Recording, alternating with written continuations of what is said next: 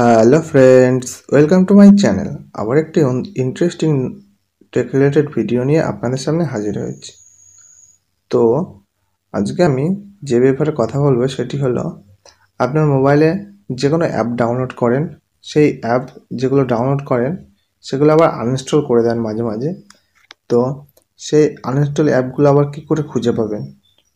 তো সেগুলো ডাউনলোড করা লাগবে না, সেগুলো আপনার ফোনে এমন একটি জায়গা রয়েছে সেখানে থেকে যাবে।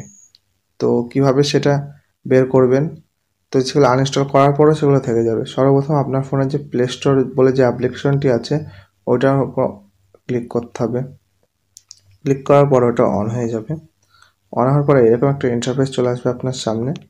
আপনার জিমেল দিয়ে যেহেতু লগ ইন করা, একদম উপরের ডান দিকে যে প্রোফাইল বলা সেকশন আছে, প্রোফাইলের উপরে ক্লিক করতে হবে।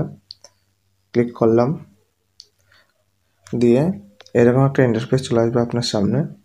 আসার পর একদম দেখুন লেখা আছে উপরের দিকে মাই অ্যাপস অ্যান্ড গেমস বলে যে অপশানটি রয়েছে, তো এখানে ক্লিক করবেন। এখানে ক্লিক করার পর আপনার একটু টাইম লাগবে এবং আপনার যে ফোনের অ্যাপসগুলো রয়েছে সেগুলো অন হয়ে যাবে। যেমন চেকিং ফর আপডেট, কোনগুলো আপডেটে আছে দেখুন, এগুলো সব আপডেট করতে হবে আমাকে দেখাচ্ছে। তো এবার ইনস্টল করা অ্যাপ যেগুলো আছে সেগুলো সব দিয়ে দিয়েছে। দেখুন আপনার স্টোরেজ কতটা ফাঁকা আছে এখানে দেখিয়ে দেবে। তো এবার আপনি সর্বশেষ যে লাইব্রেরি বলে যে অপশানটি আছে ওটার উপর ক্লিক করবেন। ক্লিক করলাম। ক্লিক করার পর দেখুন এইরকম একটা ইন্টারফেস চলে আসছে আপনার সামনে। আমি যদি গুগল অ্যাডস আর ধানি শপিং, অনলাইন শপিং এইসব অ্যাপ আমি আগে ডাউনলোড করেছিলাম, তো সেগুলো আমি আনইনস্টল করে দিয়েছি। তার ফলে আমার মোবাইল এখন নেই, কিন্তু এই লাইব্রেরি অফ সেকশানে দেখুন অ্যাপ দুটো থেকে গেছে।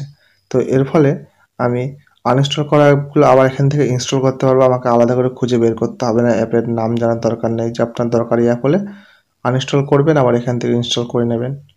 তো এইভাবে আপনার হারিয়ে যাওয়া অ্যাপ আপনি খুব সহজে খুঁজে বার করবেন। বা ধরুন ভুল করে কোনো অ্যাপ আনইনস্টল হয়ে গেছে, বা কোনো বাচ্চার হাতে ফোন ছিল ভুল করে আনইনস্টল করে দিয়েছে, তো আপনি এখান থেকে আবার ইনস্টল করতে পারবেন, আলাদা করে খোঁজার কোনো দরকার নেই।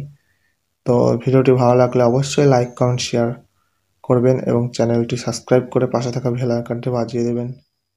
ধন্যবাদ।